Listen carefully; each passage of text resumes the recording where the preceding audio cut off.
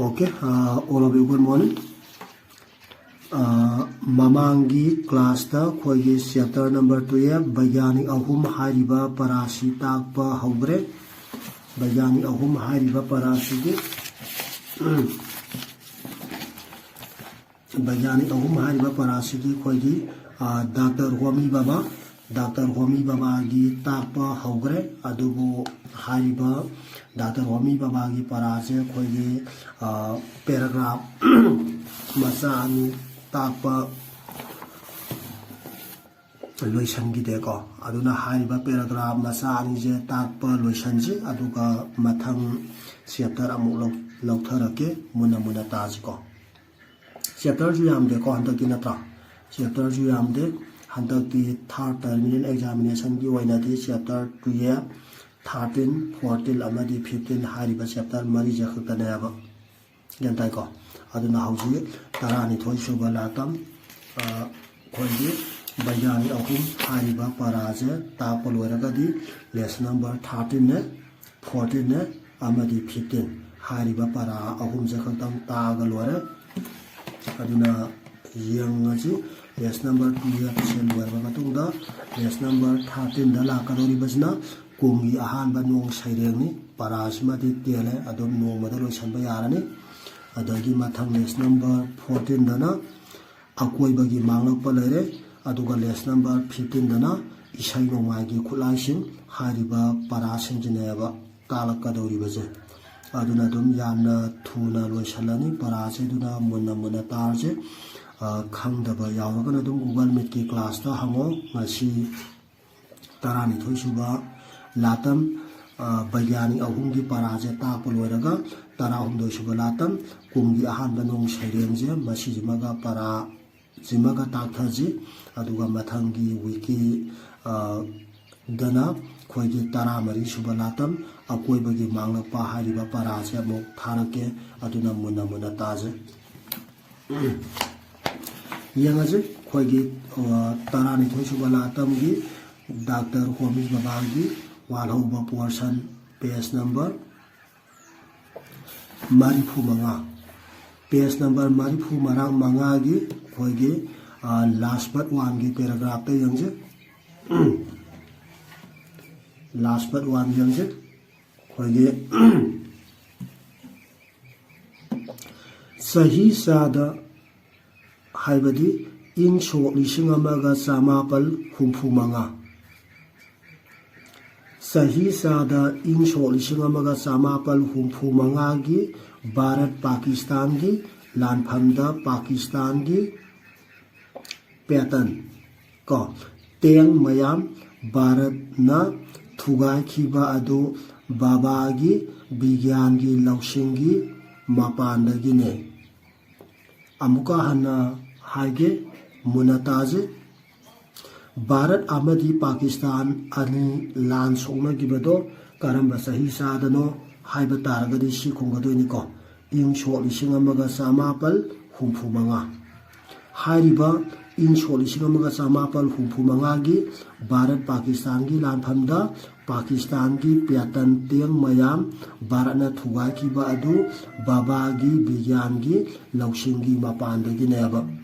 question ngata ngare Bharat amadi Pakistan ani karamba sahida lan thengna khibagi haiba taragadi ahan ba question da lere ing so lising amaga samapal humfu manga aduga ing so lising amaga samapal humfu manga da Bharat amadi Pakistan ani lan sona ba matamda Pakistan gi pyatal teng mayam ama thugai khibado kana gi mapanda gi no haiba taragadi baba gi bigyan gi lausing da gi ne na khungadeba adagidi amusho atopa amada ing so lising amaga samapal humfu manga da Bharat Pakistan gi lanphamda baba gi bigyan gi lausing na kari tokibagi haiba taragadi Pakistan gi pyatal teng mayam ama Bharat na thugai khiyana khongadoiba okay mathang sentence ta mulakse baba gi pandam di atom dagi fuel pangal marang kaina lauduna bijili gi awat pa laihandabani amasung Bharat pu khutsa haibagi thabakta saukhat bane Dr. Homi Baba gi maroi ba pandam karino haiba taragani si khongadoni बाबागी पांडमदी एटोमदगी fuel पांगल मारांग कायना लौदुना बिजली अवाटपा लेहनदबनेबा को बिजली पुथोपा अमसुंग भारत बु खुसा हैबगी थबकदा चाउखटहनबनेबा को डॉक्टर होमी बाबागी मरुओइबा और असौबा पांडम करिनो हैब तारगदी सिखुंगदोइबा नेक्स्ट अमु ngasi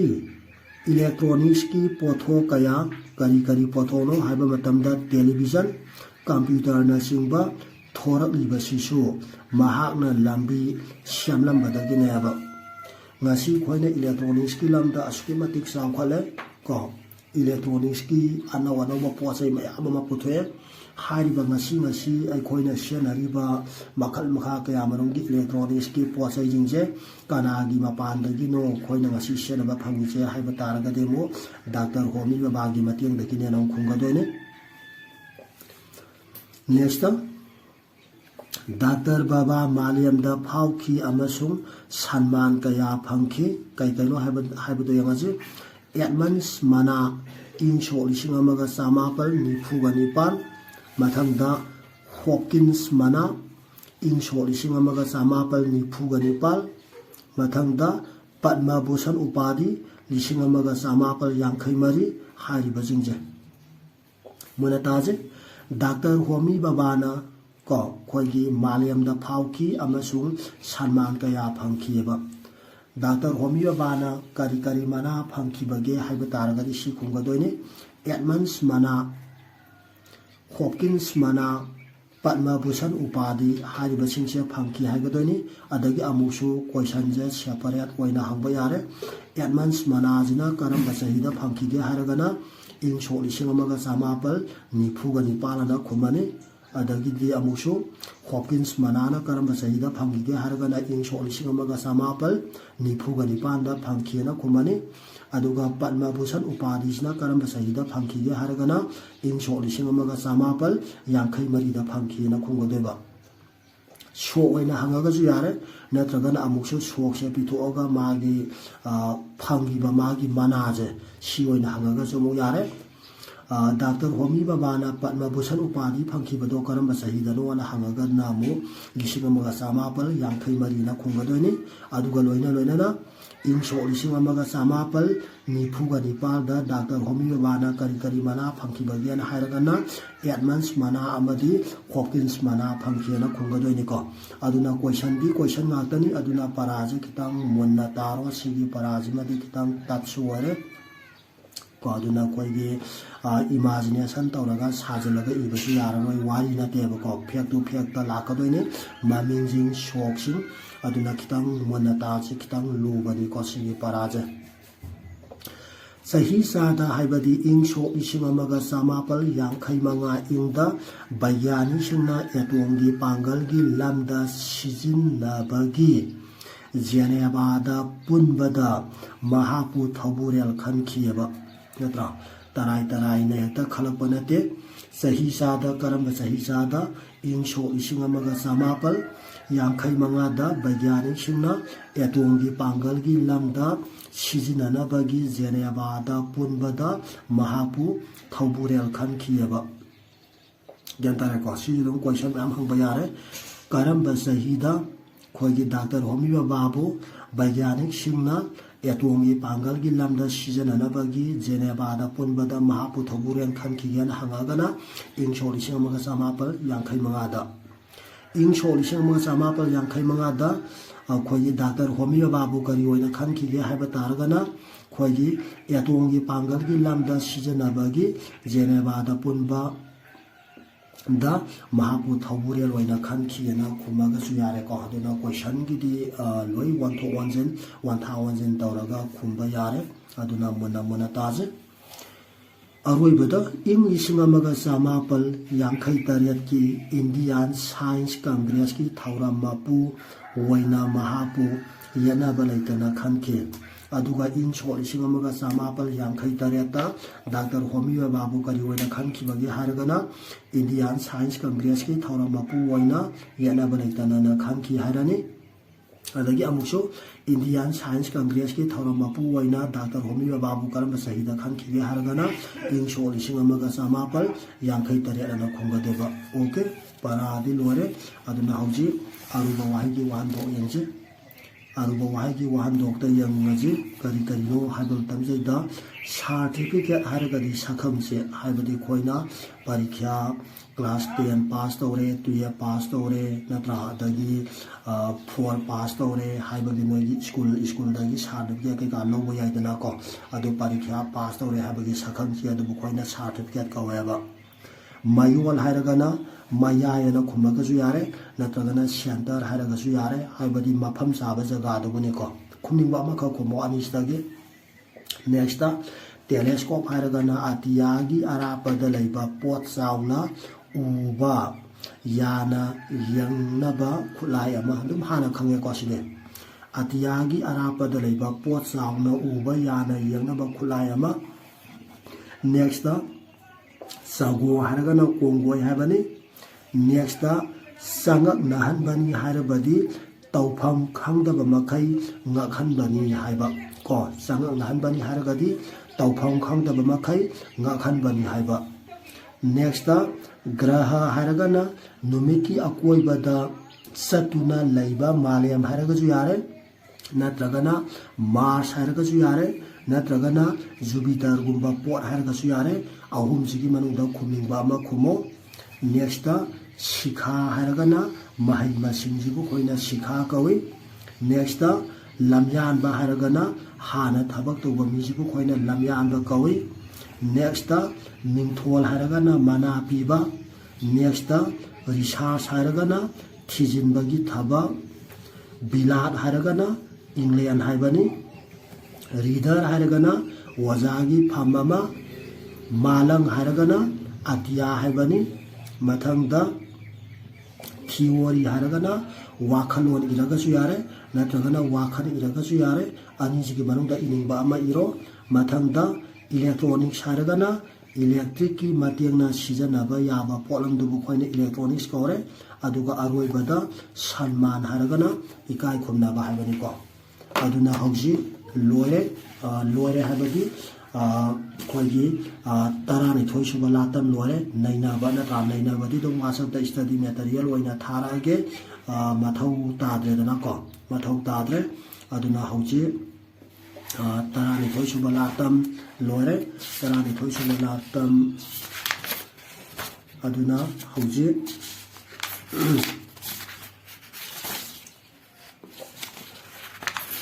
कनो यंजिको लोल नैनाबा यंजिको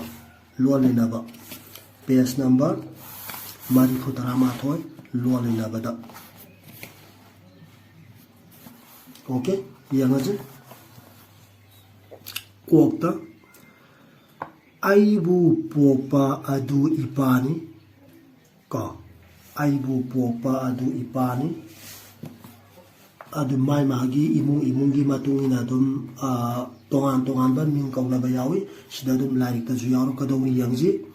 बाजी नत्रगा पाजी हाइनसु कौनै नत्रा खोइना इपाजीबु कनागुम्बा इमुंगसिंगदा बाजी अना कौबसु यावी नत्रगना पाजी अना कौबसु यावयबा अदगी अमुसु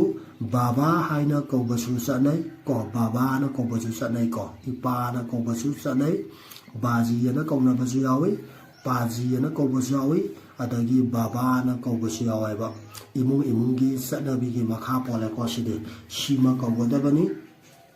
सी कौरगदी लाले सी कौरगदी सुमी हाइबदो लैते को यंगजे कनानो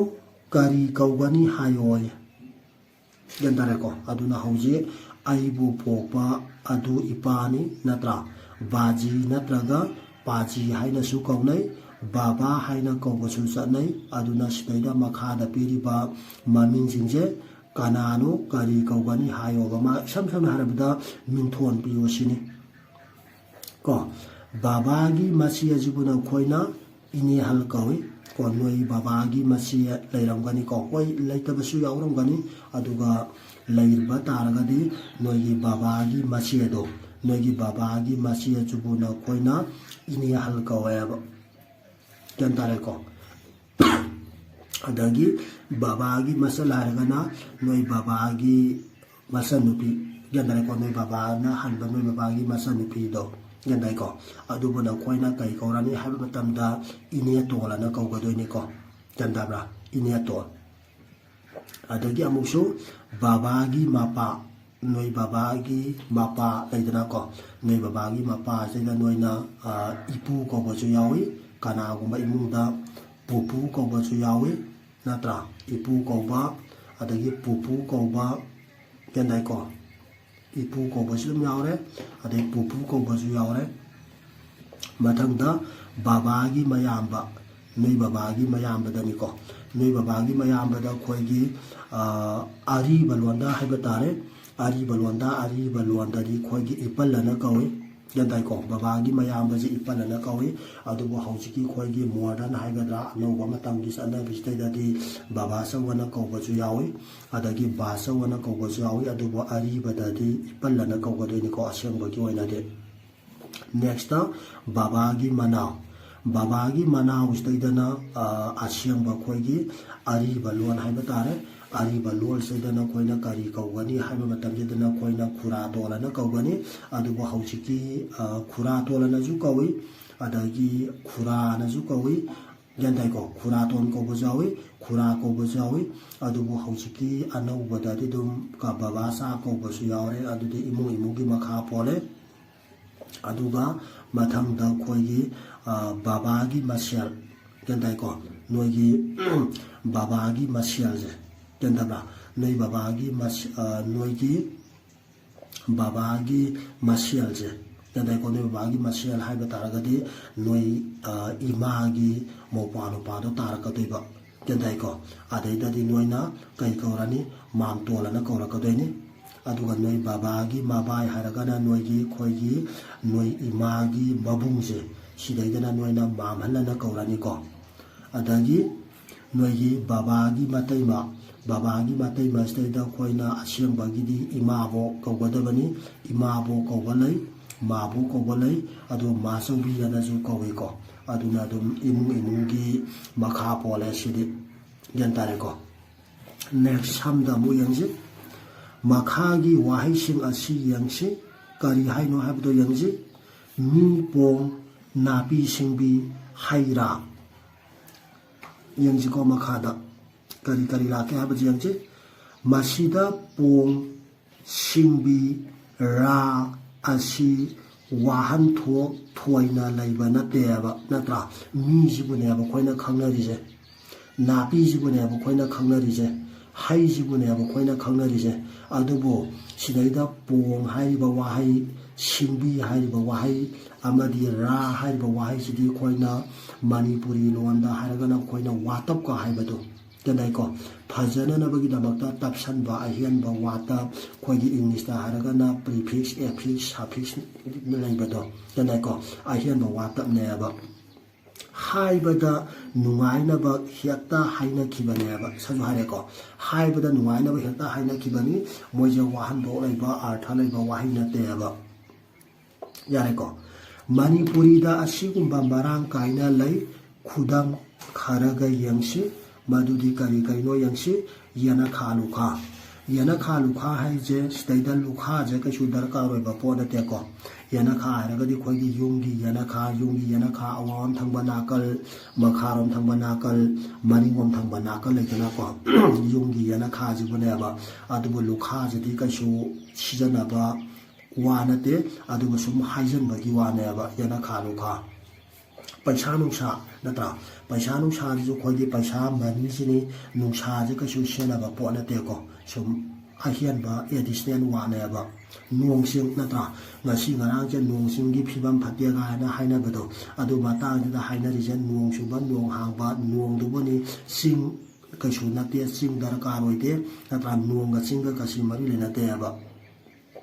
ꯃꯊꯪꯗ ꯑꯃꯨꯛ ꯀꯣꯜꯂꯤꯛ ꯅꯠꯇ꯭ꯔꯥ ꯀꯣꯜꯂꯤꯛ ꯍꯥꯏꯔ ꯈꯪꯅꯔꯤꯁꯦ ꯑꯩꯈꯣꯏꯒꯤ ꯆꯥꯛ ꯏꯁꯤꯡ ꯊꯣꯡꯅꯔꯤꯕ ꯆꯐꯨ ꯎꯌꯥꯟ ꯆꯥꯅꯔꯤꯕ ꯄꯨꯈꯝ ꯇꯦꯡꯀꯣꯠ ꯏꯁꯤꯡ ꯊꯛꯅꯔꯤꯕ ꯄꯥꯇ꯭ꯔ ꯌꯨꯇꯦꯟꯁꯤꯜ ꯃꯌꯥꯝ ꯂꯩ ꯍꯥꯏꯔꯤꯕ ꯀꯣꯜꯁꯤꯡꯁꯤꯅꯤ ꯃꯁꯤꯗ ꯂꯤꯛꯀ ꯗꯔꯀꯥꯔꯗꯤ ꯀꯩꯁꯨ ꯂꯩꯇꯦꯀꯣ ꯅꯠꯇ꯭ꯔꯥ ꯀꯣꯜꯒ ꯉꯛꯁꯝꯗ ꯁꯤꯔꯤꯕ ꯂꯤꯛꯁꯤꯒ ꯀꯩ ꯃꯔꯤ ꯂꯩꯅꯒꯦꯅꯦ ꯑꯗꯨꯅ ꯀꯣꯜꯅꯤ ꯁꯨꯝ ꯍꯦꯟꯖꯟꯕꯒꯤ ꯋꯥꯅꯦꯕ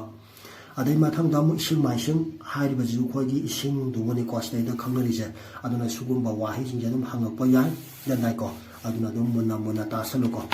ꯅꯦꯛꯁꯇ ꯌꯦꯡꯁꯤ ꯆꯥꯡꯌꯦꯡ ꯂꯩꯔꯦ ꯑꯣꯀꯦ ꯐꯔꯦ ꯉꯁꯤꯒꯤꯗꯤ ꯃꯇꯝꯁꯤ ꯂꯣꯏꯔꯦ ꯑꯗꯨꯅ ꯃꯊꯪꯒꯤ ꯋꯤꯛꯇ ꯑꯇꯣꯞꯄ ꯆꯦꯞꯇꯔ ꯑꯃꯗ ꯑꯃꯨꯛ ꯎꯅꯔꯁꯤ ꯉꯁꯤꯒꯤꯗꯤ ꯊꯦꯡꯛꯁ